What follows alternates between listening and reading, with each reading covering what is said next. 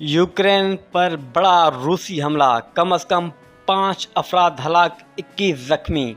روس نے ہفتے کی صبح یوکرین میں میزائلوں، ڈرونز اور ایئر گلائیڈ بموں سے حملہ کیا، جس میں کم از کم 5 افراد ہلاک ہو گئے۔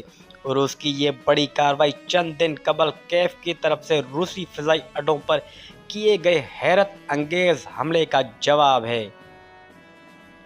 یہ واقعہ یوکرین اور روس کے درمیان جاری جنگ کی سنگینی اور شدت کو واضح کرتا ہے۔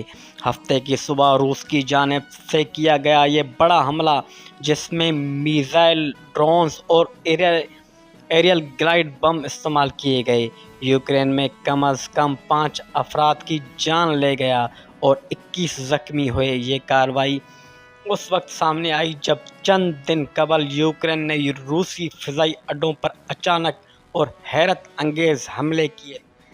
یہ جوابی حملہ نہ صرف جنگ کے دائرۂ کار کو وسیع کرنے کا اشارہ دیتا ہے، بلکہ شہری علاقوں کو لاحق خطرات میں اضافے کو بھی ظاہر کرتا ہے۔